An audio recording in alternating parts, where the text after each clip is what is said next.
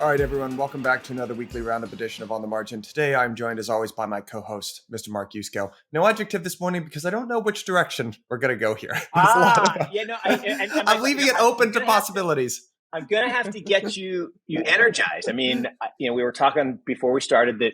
Look, this is tough week, tough month, tough year. Yeah, and it's draining. But and so in honor of Goldman Gary and Carlisle Jerry, I am wearing the red pants today because there is blood running in the streets. And a little shout out to my friends at On-Chain Monkey. No blockchain, no Bitcoin stocks today, because they're the first NFT program that's going to go full 10,000 on Bitcoin. So I think that's pretty cool in this ordinal thing. But and I love the On-Chain Monkey guys. I mean, karma is a good thing. Which way to go? So let me set the scene. Set the scene for the weekend, then I want to tee it up and kind of get your take. But for those of you who haven't been paying a lot of attention to crypto this week, there've been a slew of sort of announcements. So in the beginnings of the week, we sort of got rumblings, right, that there were going to be some regulatory announcements. So Binance announced that they were suspending US dollar withdrawals starting on February 8th. So that's already gone into effect. That's Binance International, not necessarily Binance US, but implying that they've lost their banking partner and they're looking for another one.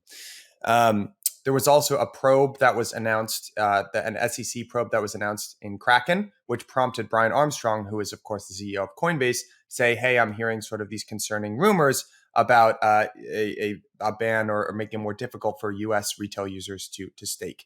That was confirmed yesterday when it was announced that the SEC had settled their probe into Kraken. They paid a $30 million fine, and they are stopping their staking program for US-based retail stakers.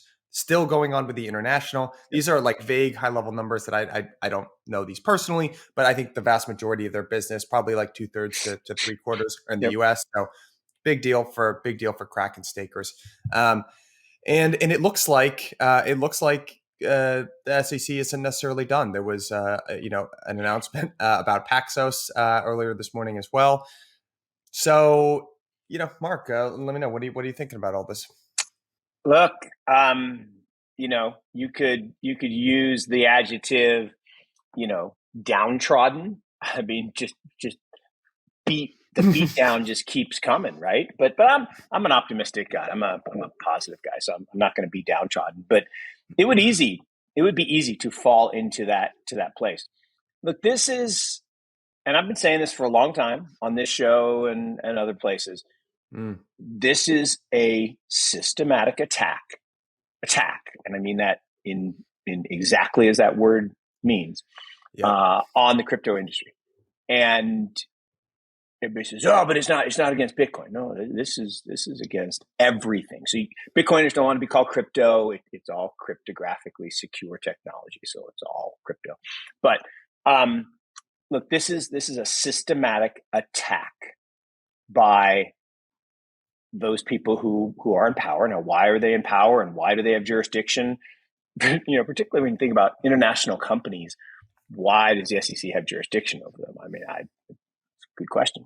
But look, extortion knows no bounds, and I believe that's really what we're seeing is a series of extortionary movements which are designed to foment distrust in the system, right? So they make out these people to be bad actors, and therefore people distrust them. And then they accuse them, I believe wrongfully, based on facts and law, of violating laws or rules. But the SEC never made the rule they said they violated, right? They said that Bitcoin, Ethereum are not securities. Then they say if you pay yield on those securities, you're violating securities law. Well, how? You said they weren't securities. So it's a very interesting tale. And look, you go back to my birthday last year, right? Luna Day, where the next day, right?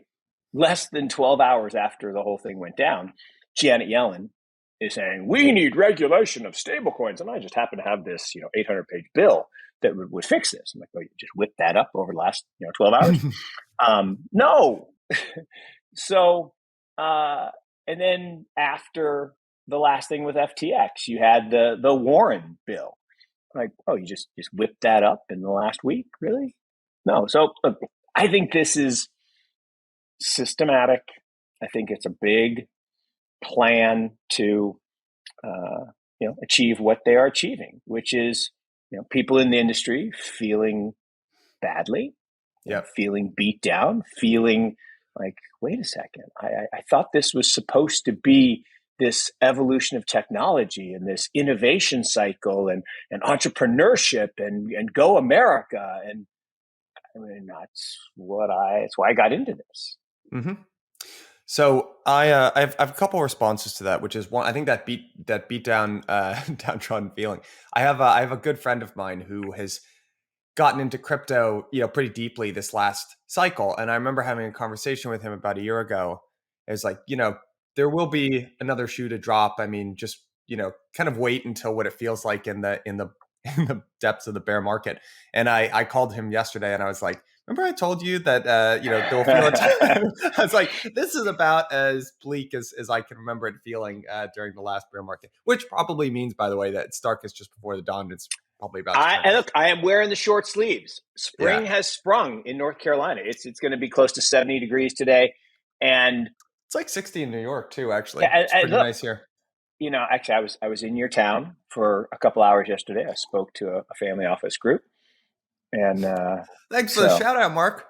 Look, I literally I went to Miami on Wednesday for a dinner through this thing called Collective Experiences. It's a really cool thing. It's like a investment club, and this group gets together and they go fun places, and they invite investment people to come talk to the group. And so I went down, had dinner with these guys.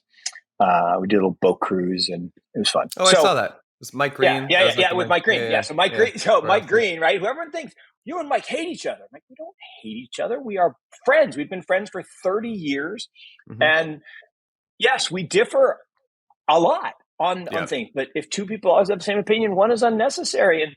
And the thing about really, really smart people, and Mike is a really, really smart person, it's awesome to have people who are really, really smart that you can have a dialogue and debate, and there's no animosity, there's no canceling, there's no negativity. It's all anyway. So we had a blast, and so then, but just yesterday morning, I flew up to New York. I went, I did my speech, and then I was back to the airport. I mean, I literally was in town for like 5 hours, but it was cool. I gave a talk on the future of investing to a bunch of investment professionals of all different walks, and I basically laid out the case for why all of our jobs are as RIAs, as registered investment advisors and wealth managers, and all of that is eventually going to be displaced by tokenization and algorithmic portfolio management.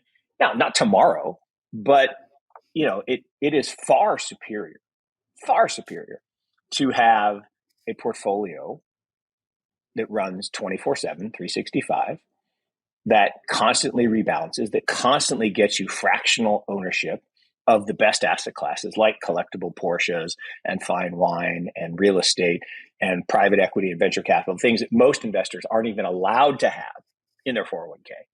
And which is nuts. It's nuts. No, it's crazy. And I use the analogy because it works. Top Gun Maverick, best movie ever in the history of movies. Okay, I used to think Top Gun was, but there's the scene, the Drone Ranger, right, saying, Maverick, your days are over, right? We don't need pilots that need to eat, sleep, take a piss. It's all going to be drones. Yeah. And got it. Flying, bombing missions, definitely drones are better. But as a financial advisor, you think about it. Well, why do I need someone who needs to eat and sleep and make decisions that might be emotional or impaired? I just want rational, logical. And it's funny. I was talking to Mike about this, and And he said, yeah, okay, fine. But here's the problem.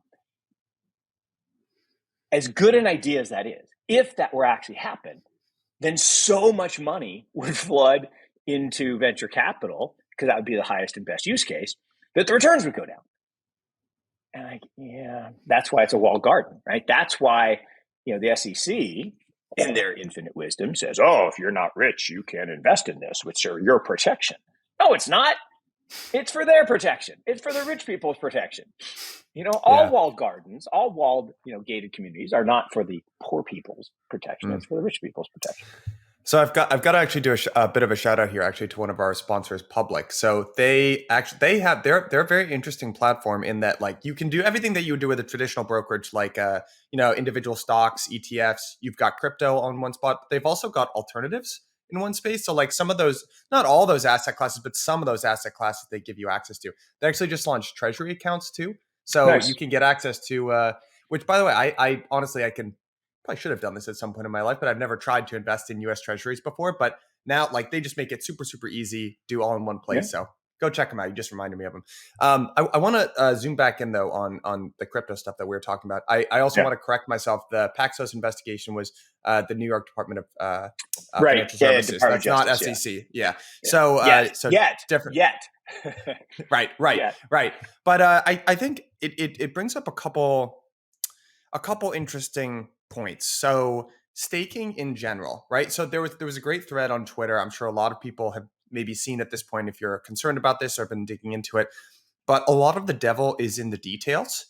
And a lot of what Kraken got in trouble for was some of the technical details of how they actually implemented their staking program. So the reason the SEC has indicated that staking looks like, could potentially be a securities offering is, if you think about the dynamics of a bond, right? It's like, I give you money, you give me interest in return, and then you return my principal.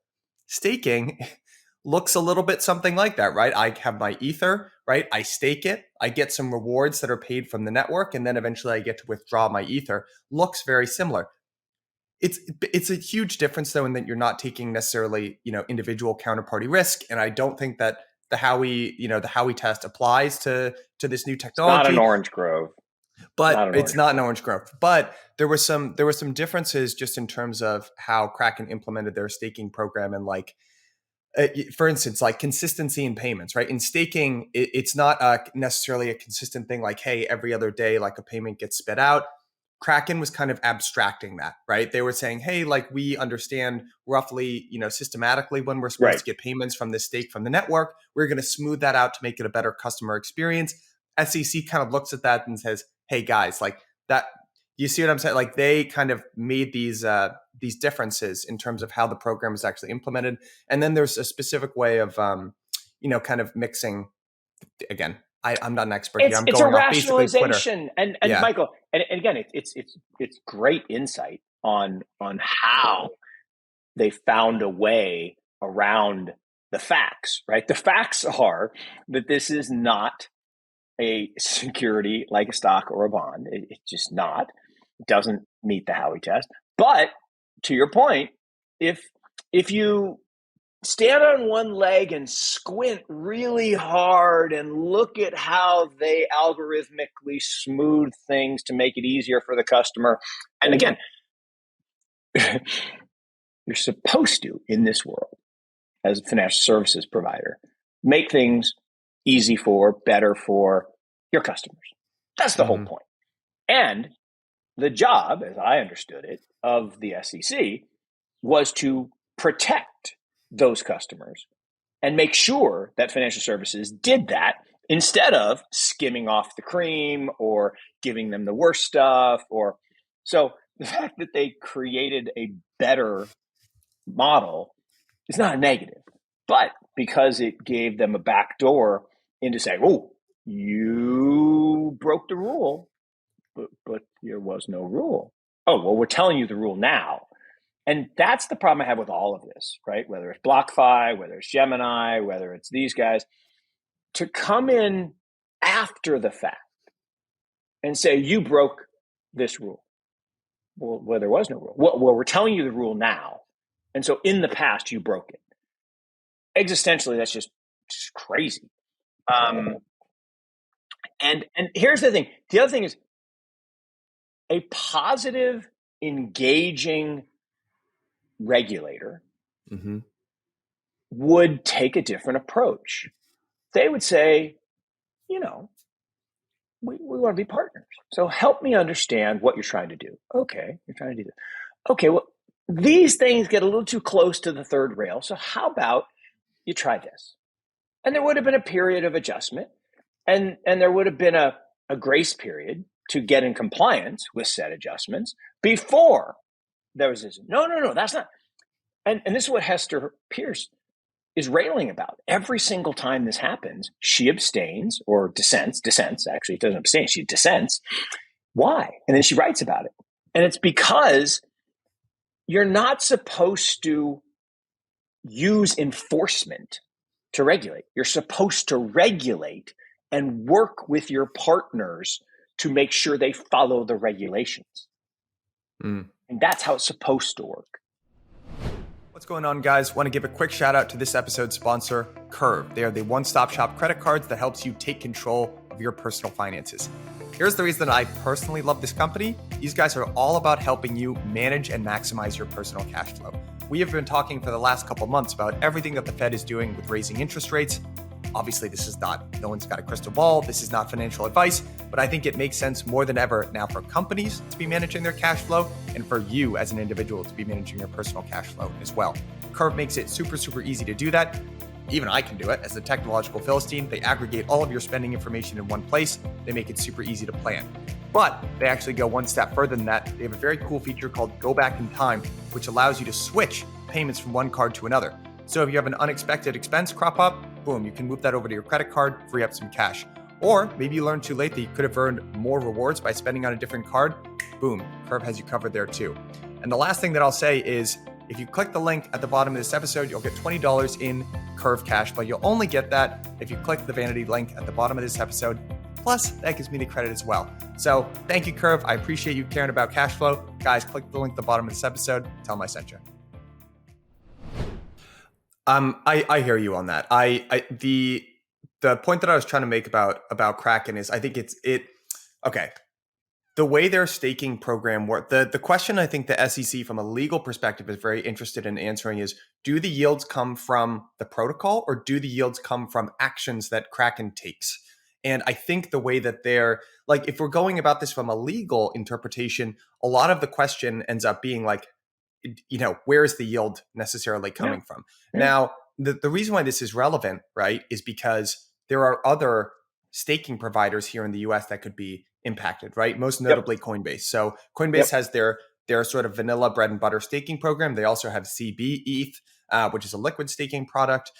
And the devil's going to be kind of in the details there. And I think we're going to see a lot, both in terms of how these programs are set up and implemented, but also like what the ultimate aim is here of the regulatory apparatus. Now, Coinbase is very different from Kraken in that just the size of the balance sheet, which, as we know, plays an enormous amount of a big part in these investigations. So there's a great tweet from Jesse Powell, who's understandably upset about this. If I were in Jesse's position, I'd be super upset about it too. But he's kind of in good faith, I think, answering some specific questions about Twitter. And he had this tweet about, well, they kind of waited until, like, we're compliant, right? They have access to our financials. They waited until, we did a big layoff and it's a bear market and our volumes got hit and we can't really defend ourselves here against an existentially large fine. Exactly. Which is strategic, but like, this is everyone doing their job. But there is the interesting thing is Coinbase. So Coinbase is very different from Kraken in that they have, I don't have access to Kraken's financials, but Coinbase has about $5 billion of cash last time I checked on their balance sheet. Yep.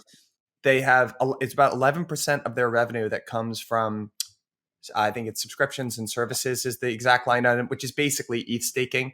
The reason why this is of existential importance to Coinbase and why they might be more willing to fight it is because investors in general don't love that the vast majority of Coinbase's revenue comes from their transactions, right? They just like in traditional markets where brokerage fees essentially went down to zero, there's a race to the bottom.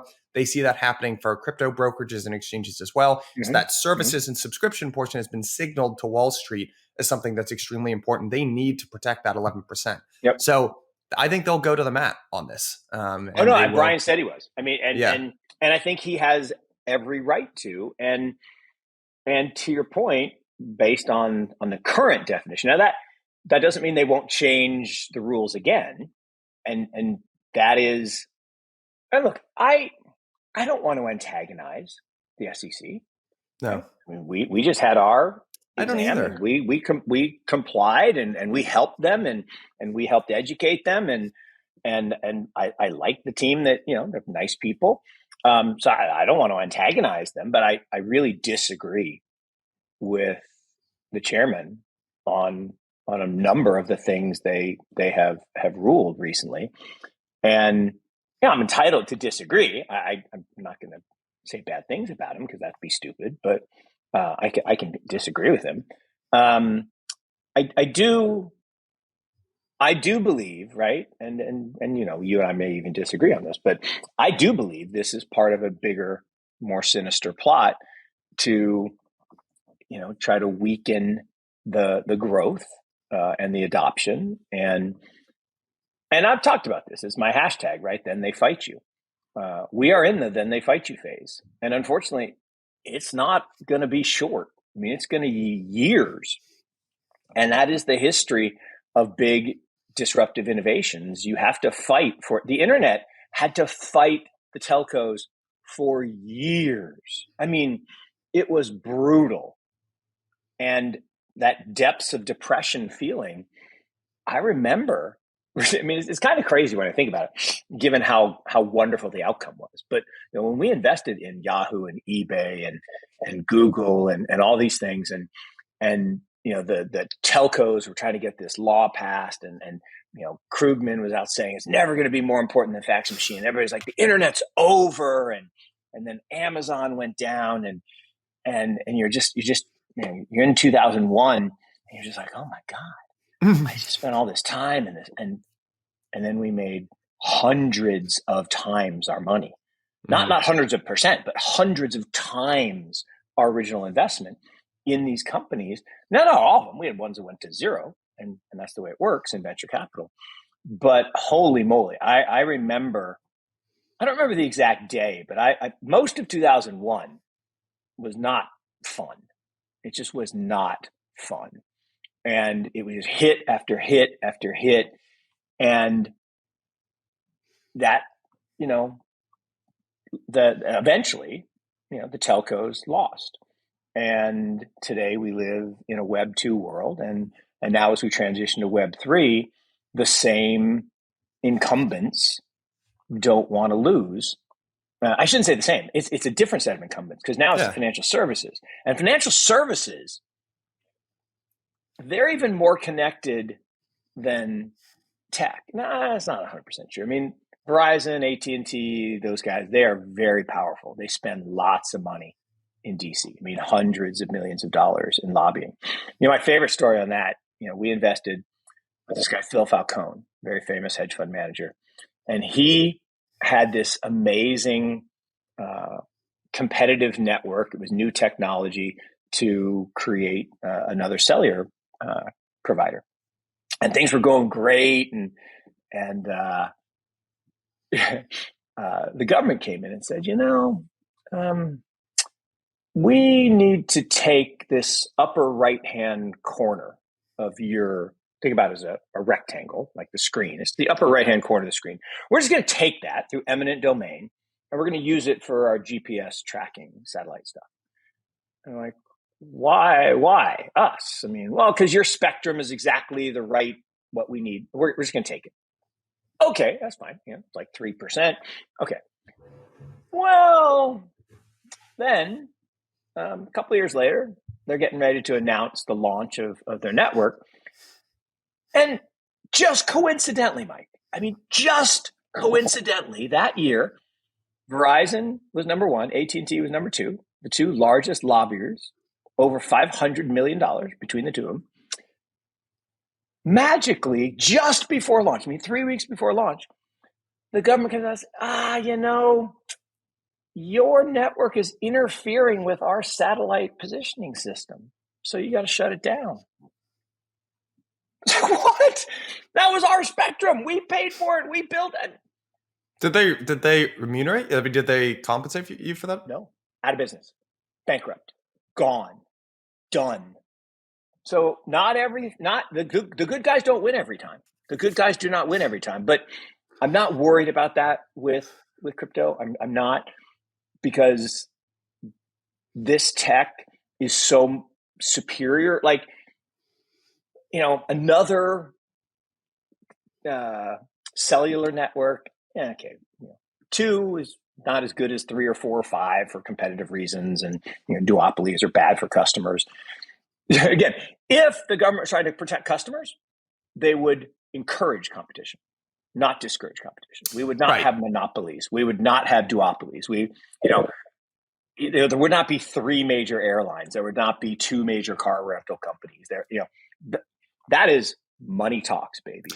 And duopolies and monopolies pay large lobbying costs. That's just the way it is. Yeah. Again, on the crypto front, I think like one more negative, and then I want to get to a silver linings kind of positive here is, where I will defend the regulatory point of view, I think, is there's a big question still around like Binance. And honestly, look, as far as like solvency and their, in terms of how they've executed their business, it's been great.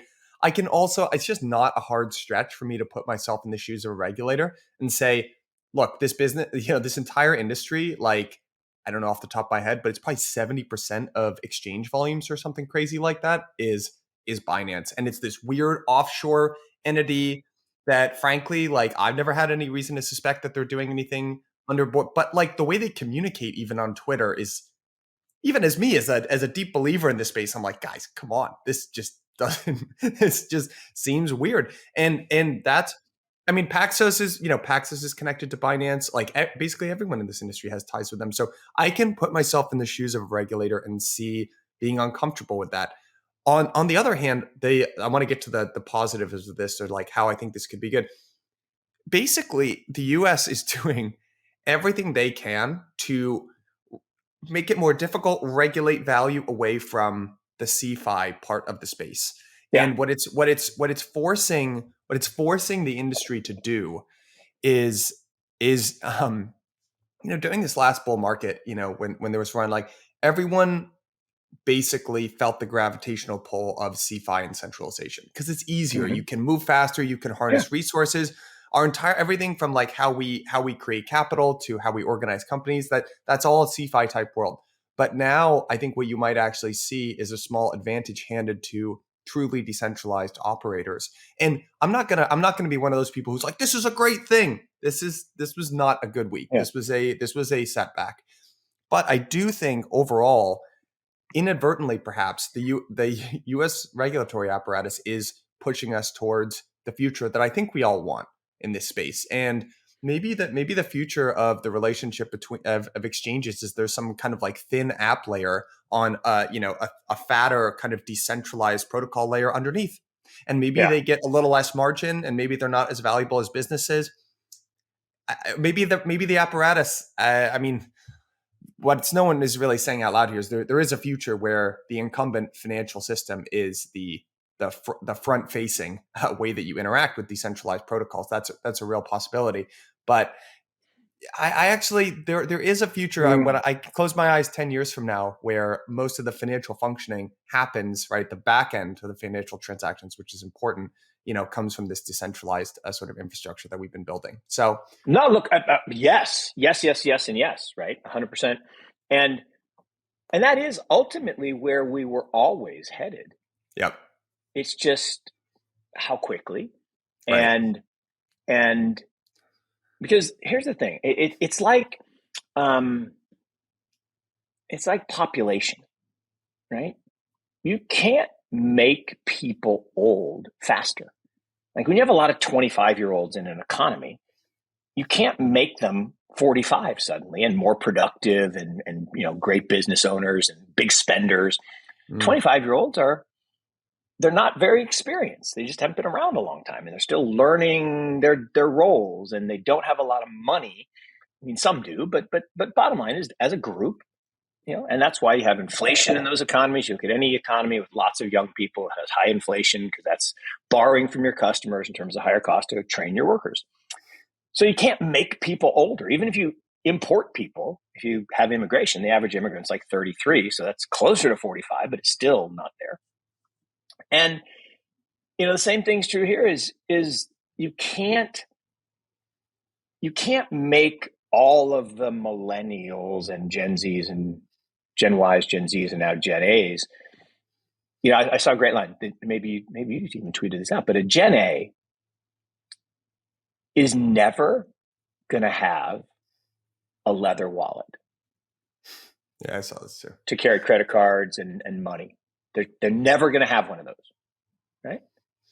That's kind of interesting. They're going to have a digital wallet from the first time they, need assets. They're going to have a digital wallet, not a leather wallet.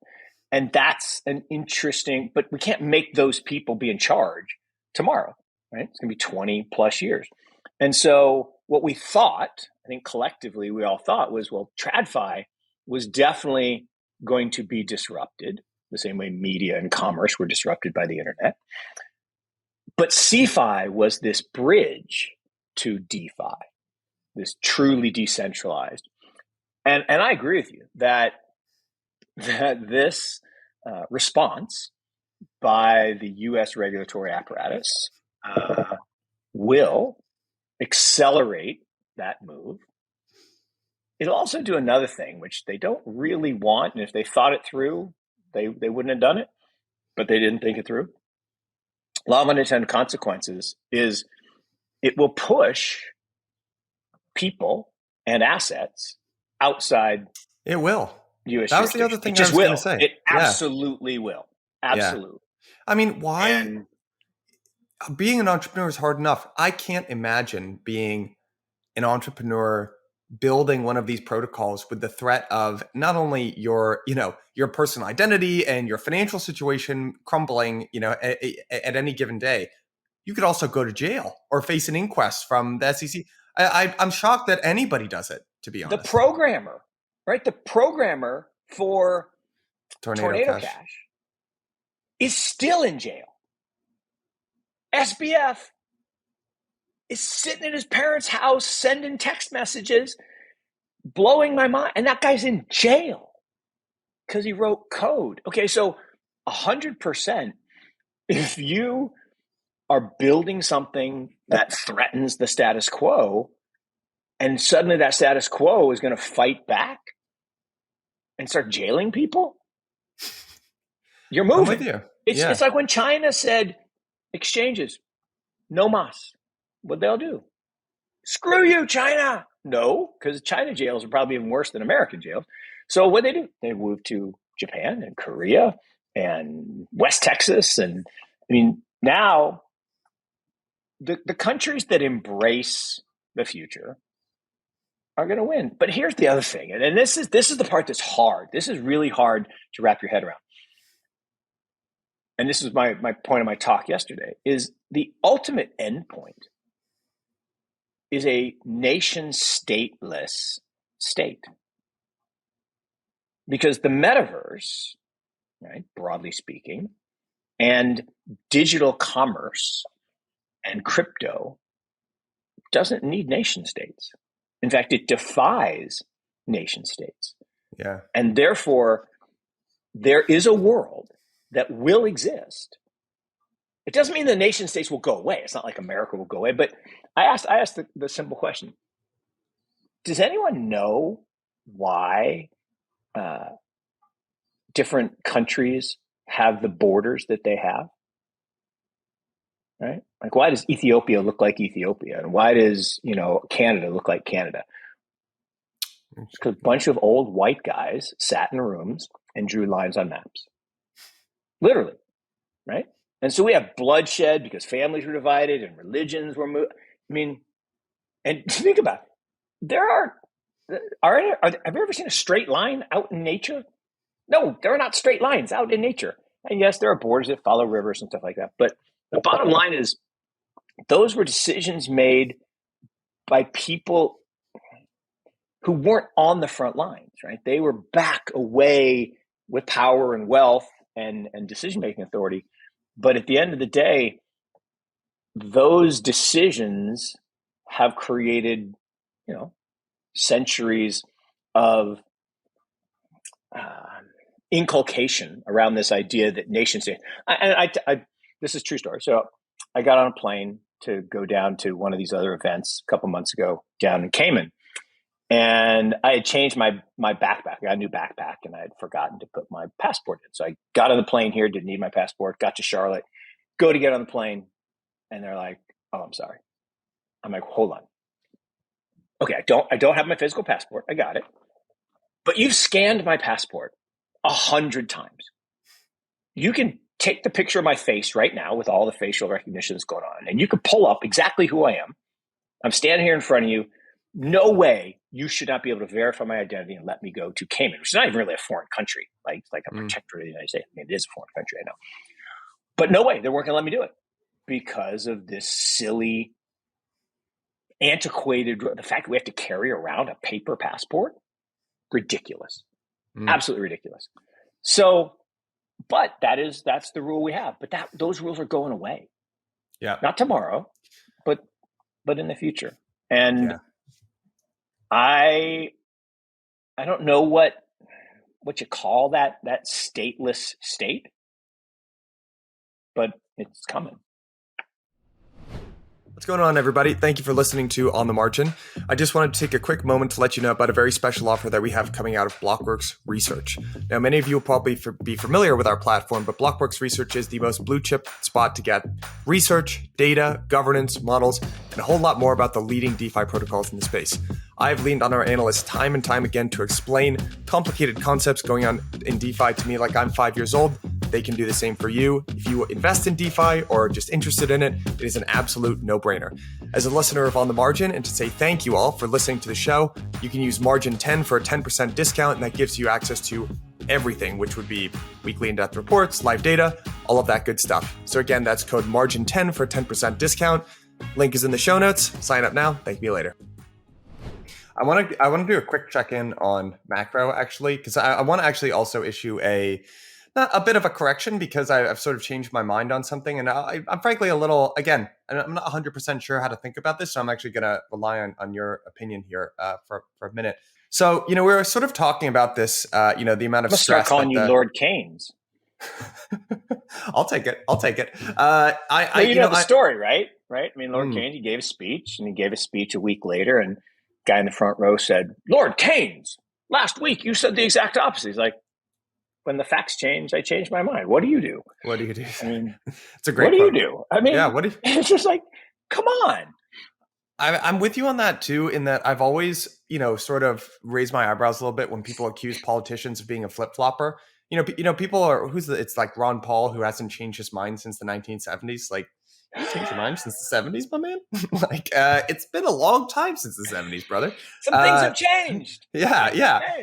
But the point I was trying to make is, so in terms of credit card debt, so sort of rising credit card debt and slowing incomes, it's been pointed out, and I think it's worth saying that you should be comparing the credit card debt to what, right? And what you're looking at the chart over on the right here is the percent of credit card debt, or credit card debt as a percentage of disposable income, which is, it's not as low as it ever was, but it's still at sort of historic lows, at least going back to the early aughts, right? And then in terms of, there's a Goldman Sachs prediction sort of chart here over on the left, but they're actually prediction that real disposable income is going to go up this year. So overall, we were kind of talking about this tapping out of the consumer. I just want to correct, at least at the time of this recording, it doesn't necessarily look like the consumer's in a whole lot of trouble. So it's kind of one more data point, at least from my vantage point, in the soft landing camp, but I suppose we'll see.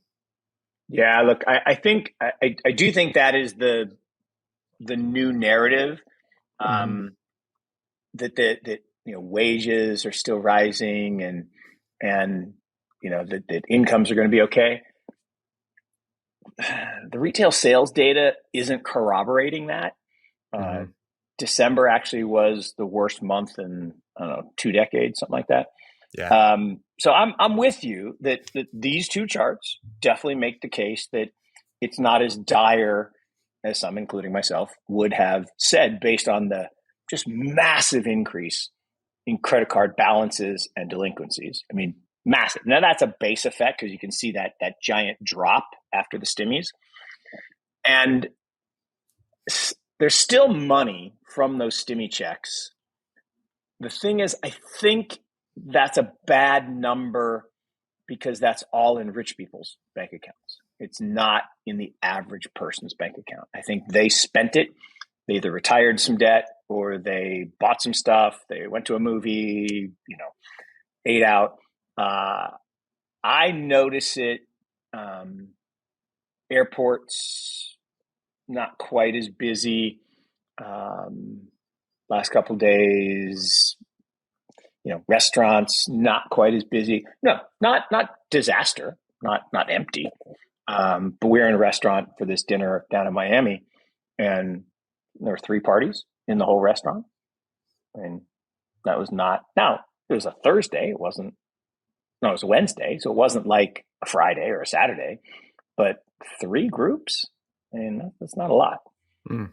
Well, to corroborate that point of view, I just sort of continue to be there are such conflicting signs and signals on this. Like if you look at the yield curve, which is again kind of like the famous like correlation doesn't equal causation, but it continues to get more and more inverted. And at least I think this is the 2s and 10s that we're looking at, but the 10s and 3s is inverted as well, which is but this inversion is as bad as 1981. And remember, 1981, again, you won't remember, but I'll remember since I was graduating from high school that year.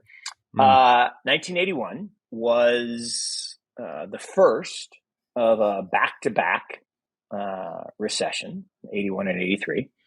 And the one in 83 was a booger, right? That was the one where, it's a technical term, booger, that where the famous sign in Seattle, were the last one to leave, please turn out the lights. And that Weyerhaeuser laid off everybody, Boeing laid off everybody. And so what's really interesting, part of my talk yesterday, it's interesting. I talked about how the evolution of what the right way to invest has been. And it's based on the human behaviors of buying what you wish you would have bought and selling what you're about to need. So in the 50s and 60s, basically you were not a good fiduciary if you owned equities, right? Because we had the crash and people were depression era babies. We had the war. And so bonds, it was all bonds. You had to be bonds, no debt. And then we actually had this, after the mainframe was created in 1954, we had a 4-year period leading up to 58, where 58 was a massive bull market, and 58 to 68 was this huge bull market, and everybody missed it. Everybody missed it. The Nifty 50 happened in 68, and we had this blow off peak. And what'd they do? Now, it took 5 years, but 5 years later, they got some legislation passed called ERISA that basically said, no, pension funds need to be more diversified. They need to have stocks and they need to have other things. And from 68 to 82, the market was dead flat.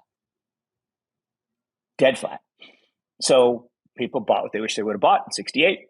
And then you had this bear market from 68 to 82, including a really bad crash right when ERISA was released in 73, 74. And so, interestingly, in 1979, it's funny because I didn't realize this until a couple of days ago, that Barry Ritholtz actually wrote the story. I've talked about this story for years, called The Death of Equities, written in August of 1979. And it basically said that no self-respecting fiduciary should ever own equities again because, see, we've had 10 years of no returns. Well, of course, from that point, And it was actually 2 years later, right when that left-hand side of this chart in 81, from 81 to 2000 was the best period in stocks other than 1920s. And S&P from the date of that article. And I'm not dissing on Barry. He was a young reporter doing his job. I'm dissing on the cover curse, right? When it's on the cover of a magazine, and this was the paper airplane crashing, and equities were dead. From that date to March of 2000, stocks compounded 13.3%. NASDAQ compounded 18.5%. So it was a pretty good time to own stocks. So equities were not dead. Yeah. And what's crazy in 2000, so nobody owned equities in 82, but everybody wanted to own equities in 2000. And the cover of all the magazines was, this is a boom and it'll never end and you got to get in. And, there was the famous one of the guy his hair was on fire and he's like, oh, my friends are getting rich and I'm not. And so everybody piled in right at the top when Warren Buffett said, these valuations are stupid. Like that was his word in his annual report. And then we had the crash. So here we are again at a point where the yield curve is telling us that economic activity is slowing. And you see it in all the numbers, the PMIs, the industrial production, the leading economic indicators. Holy moly. The New York survey, future orders like 38. 38 is like depression level. Like forget recession level, it's depression level.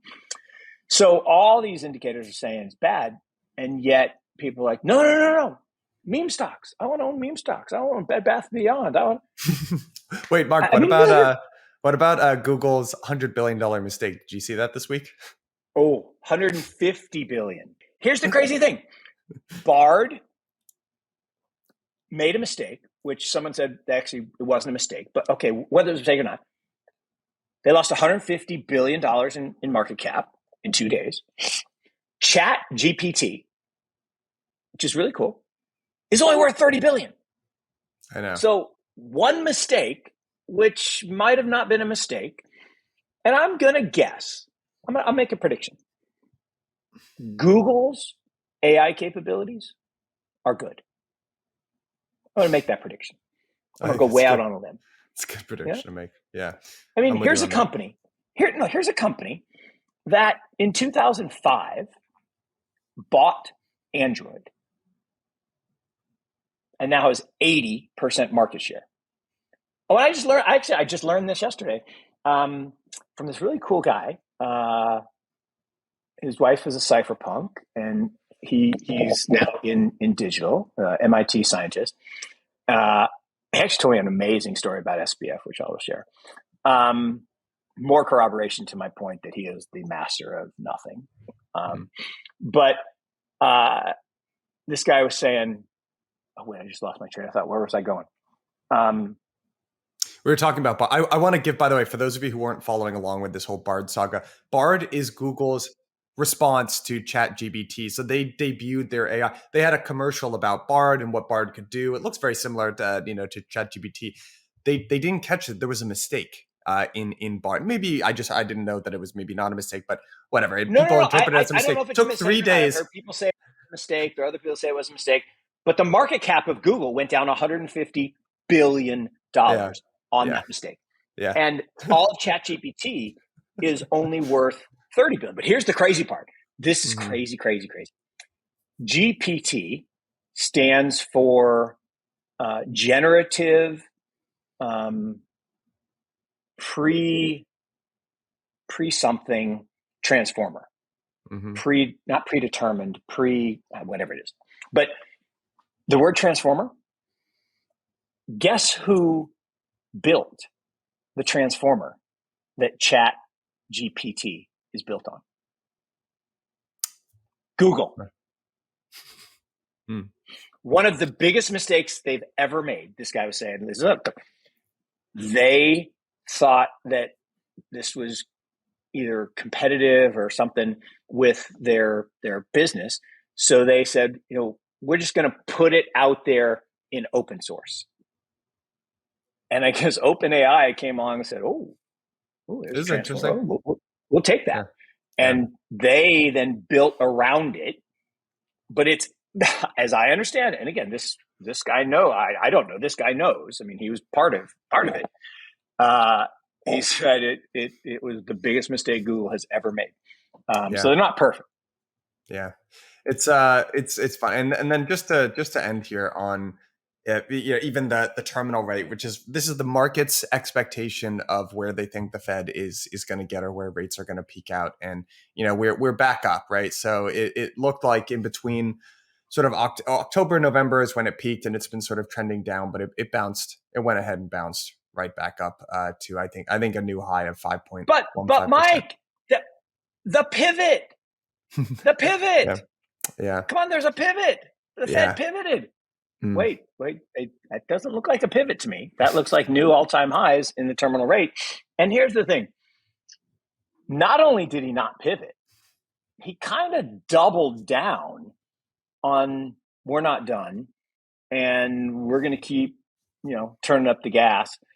Now, here's the other thing. And this is where, Mike told me something that I kind of knew, but I forgot. This is Mike Green. Mike Green. Yeah. So, everybody's saying, well, yeah, but financial conditions are super loose. So yeah, the Fed is still raising rates, and yeah, they're still doing QT, but the financial conditions, Goldman Sachs, financial conditions are really loose, and that's why we're having this rally. I said, 85% of that indicator is stock prices, and I can't remember the second thing.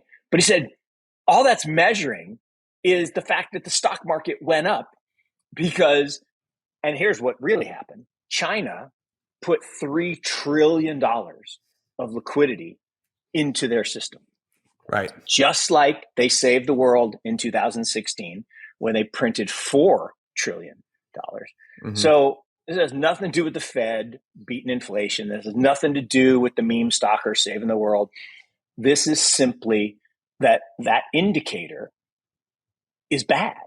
That financial conditions indicator, it's just double counting the stocks. And it's as bad, and this is again a Mike Green story that he tells, that when Volcker was raising rates and broke the back of inflation, the only reason he did it is because his data was bad. The inflation number back then included both mortgage rates and housing prices. And so it was getting a double counting because, yes, housing prices were sticky down, but the interest rate was going up. And so the CPI number kept going up and he had to keep raising. And so then he over-raised. And then what happened? Bam, big recession. Yeah. So, but Mark, who peeks inside the index anymore? It's such an old-fashioned way of thinking. Why would you want to know what's actually going on? Look, just trust what the government tells us. That's what we should all do. We should just trust everything they say, and we shouldn't ask questions. And, look, I still come back to whenever I get on one of these rants, people say, oh, if you hate it so much, why don't you leave? Why don't you move? I'm like, look, I don't hate it. I don't hate America. I love this place. I hate some of the stuff that's going on, and I don't like selective enforcement, and I don't like changing rules after you tell people that if they play by these rules, they're okay. There are lots of things I don't appreciate. I don't like changing the definition of something to make it look good so it works for your political party. That's silly. But generally speaking, life is pretty good here. But it doesn't mean that people aren't making mistakes, and it doesn't mean those mistakes have real impact on real people. And that's what bothers me. Is we've got this set of political agendas that are driving a bunch of decisions that I don't really understand how they fit with the mandate, right? If your mandate is to protect small investors, why would you take away tools that help them earn income on their assets? Right? They own these assets. They're able to lend them and earn interest on them. That is part and parcel of a good functioning capitalist system. Okay, so that doesn't make sense to me. And why would you make it harder for the average person to earn a return on their savings by destroying the value of the largest component? For the average fixed income person, it's bonds, and bonds just got slammed last year. People lost 25% of their worth.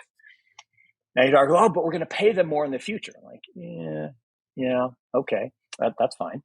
But here's the last thing I'll leave people to ponder on for the week until we talk again. At the current terminal rate, the rate that you just showed, at the rate of rollover of the debt, right? How much of the debt rolls over this year and next year?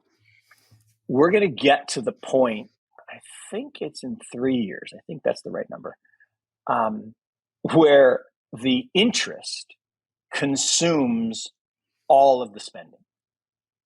Yeah. And that can't work, right? So that isn't going to happen. And so one of two things has to happen. Either they just obliterate the spending, the debt ceiling, and they just issue tons and tons more debt and spend massive deficits. And this is one where Mike Green and I really disagree. He's a MMT proponent. I think MMT is witchcraft, voodoo, craziness. And the one thing he said that I hate to actually admit that I kind of agreed with it. He said, look, there is no difference technically between 120% debt to GDP and 140% debt to GDP. Right? Now, all the books of history would have said, once you're at 100, you're defaulted, you're dead. Now, Japan's at 226, they're not dead. So, okay, 120, 140, not that different. But he said that 20% difference, if that money was invested in innovation, education, industry, that would be a net positive, and then we could pay back the debt. Like, that almost makes sense. That actually almost makes sense. Okay. But when the money is printed and spent on ridiculous stuff like sending to Ukraine, that doesn't help us. So that's my problem. Well, I think that's the age-old question of, first, there are kind of some different arguments that get conflated here. A lot of people argue about that there was originally I think it was 80%, right? There was a book written, there was a study done, there was a general consensus agreement that a certain percent of debt to GDP is actually positive. This is the old Alexander Hamilton. Some amount of debt is actually good and healthy. That was a radical idea at the time. But there's like a parabola, just like everything else. And after a certain point, it becomes unproductive. And people really argue about okay, I don't know either. Is it 80%? Is it 100%? Is it 120, 140? Let's just logic it out and take an extreme. 10 times debt to GDP. I think we could all just sit here and say, yeah, that doesn't really make a lot of sense. Doesn't really work. And then it's also, what is the asset that you're getting, in exchange for the liability on the other side? And that I think is, and I've heard some people argue this, well, the debt to GDP is a red herring. It doesn't matter because, really it's what we're getting in return for that. And it's like, well, what are we getting in return for that? I don't know. If I was a one issue voter, I'd be in education, Maxi. It's a value that my parents just drilled 100%. into me. They sacrificed for my education. And it never pops up. I've never even seen it really crop up in a political debate, except for this nut stuff going on in Florida. Like that, I personally just wish we invested in the youth of the country, right? And armed them. That's Shocking. the problem in the United States. Shocking. Everyone sits here and it's like, why aren't we? What is going on in the US? Why aren't people agreeing? Look at who has the money and who doesn't have. And I know I'm saying this as a young person, so, take that with a big grain of salt, but invest in the youth, man. It's a, millennia old formula that has worked pretty well for humanity for a very long time. Okay, and it's incontrovertible. Look, I've told the story. I think I've even told it on the show, but look, the number one indicator of whether you'll go to prison is your score on the second grade reading test. That is Really? the number one indicator Oh, of that's scary. if you'll go to That's prison. Because what scary. happens is if you score below a certain level, you'll fall behind, you'll be ostracized, you drop out, go to prison. And they actually build prisons in this country based on the scores of the second grade reading test, county by county. That's how they build prison. That Oh, no. is, Mark, And I this is hate hearing that. 100% preventable. We can teach children to read. We have perfect technology to teach children to read. But what is the first thing that gets cut every time there's a budget debate? Head Start. Kindergarten, pre-kindergarten reading. It's why it's my thing. You know, when I set up Morgan Creek, I set up Morgan Creek Foundation. 10% of our profits go, and it all goes to early childhood education. That is my thing, and it's because I went to a youth prison on a field trip, right, years ago, and the warden told me these facts. This is why people go to prison. It's not poverty. It's not one child home, not one parent families. It's the score on the second grade reading test, and you can extrapolate that to other things, like why does China graduate 4.5 million STEM engineers every year, and we graduate 500,000? I'm not saying getting a philosophy major is bad. I think philosophy is actually really good. I'm not saying history, maybe one of the most important majors. Yeah, Jason was a history major.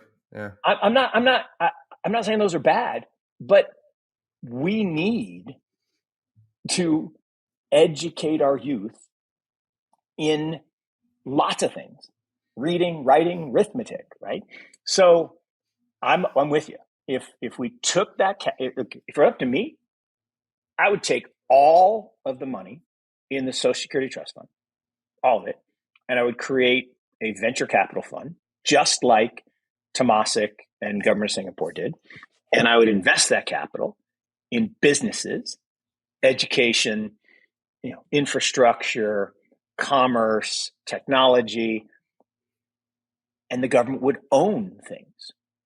Imagine this. Imagine the government owning 20% of everything. Like being a minority shareholder in startup businesses. How wouldn't that align them to then want them to succeed? Imagine if they owned 20% of Coinbase. And I'm not saying they should own 20%. That's not the magic number, but imagine if they owned a piece of that. Then they would be incented to make it work. It's what they did with GM, right? When they were about to go out of business. Yeah, they it's actually funny, owned a piece. Yeah. Ownership aligns interests in a way that taxation does not. Yeah, I agree. Just a thought. Although I'm not sure I would love having the government on my cap table. That would be. I'm talking minority interest, no voting, no control, just capital that aligned their interest. Yeah. So they would cheer for instead of against. Yeah, I agree with that. It's just a thought. Mark, this has been a super fun one, my friend. I will see you here. Best hour of my week. Same time next week. All right. Sounds good.